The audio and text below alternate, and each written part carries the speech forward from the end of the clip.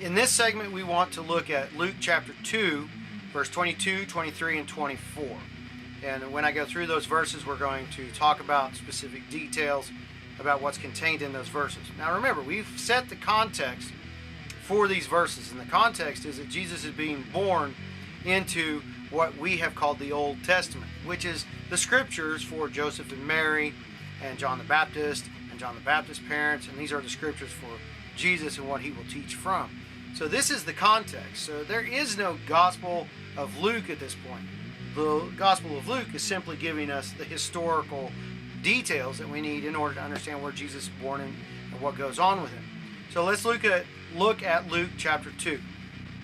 Verse 22 says, "And when the days of her purification," of course that's Mary or Miriam, "according to the law of Moses." Okay, so you have to go back and you have to look into the law and you have to go, what does it mean that Mary or Miriam is following the purification ritual? And you're going to find that in Leviticus 12, that entire chapter. It's about 8 verses. And it says if she has a male child, she's to behave this way. If she has a female child, she's to behave this way. And then once the days of purification are passed, she's to offer certain sacrifices. This is what that chapter is all about. It says here, when her days of purification were accomplished, they brought Jesus, or Yeshua, to Jerusalem. So where they were living, and they brought him down to Jerusalem to present him to the Lord. Now, all the male children, or specifically the firstborn, and Jesus is Mary's firstborn, is brought to Jerusalem and presented to the Lord. Now you're reading this and you're going, well, I see the word Lord in other places in the New Testament and I know that it's talking about Jesus. Well, not this one. This use of the word Lord is referring to Jehovah, to Yahweh.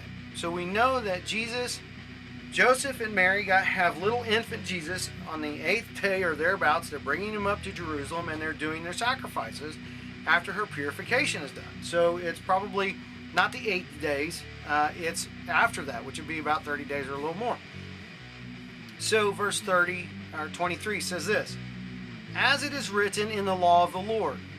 Now this is, again, you find the word Lord referring to Jehovah and Jesus in the New Testament. And so you're thinking, hey, this is talking about the law of Jesus. Well, no, it's not. It's actually talking about the law of God, which is the law of Moses, which is the Torah. So in the law of the Lord, this is another phrase you're going to find in the New Testament talking about the law of Moses. So it says in the law of the Lord, the law of God, the law of Jehovah, the law of Moses, the Torah, "Every male that openeth the womb shall be called holy to the Lord." So again, you have another instance of the Lord. Who is this about? This is not about Jesus being holy to Jesus. This is being about holy to Jehovah. So the males are holy to Jehovah according to what's here in the text and presented in the Old Testament. I'm not sure all the details behind it, except I do know this is what it teaches. And you find this in Exodus chapter 13 verse 2, Exodus 13 verse 12.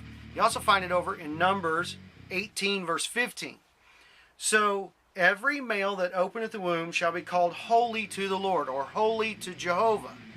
So we have to know that all these instances of the Lord here that we've been going through in the last few segments haven't even been about Jesus at this point. They're talking about Jehovah God. In verse 24, "And to offer a sacrifice according to that which is said," again here, the law of the Lord. We saw that earlier. It's referring to the law of Moses, which is, Lord is referring to Jehovah. So the law that God gave through Moses. It says here a pair of turtle doves or 2 young pigeons. Where do you find that information? You have to go back to Leviticus 12 about her instructions, her laws for purification.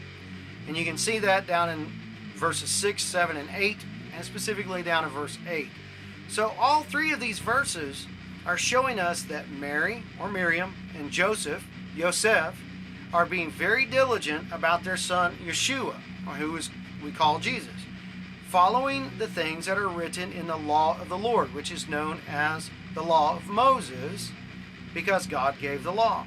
And these are where they're receiving their instructions. They're following these instructions and they're being dutiful to these things in order to be righteous unto God. This is the family into which Jesus was born. And this is very important, and it shapes who he is and why he teaches what he teaches in his ministry.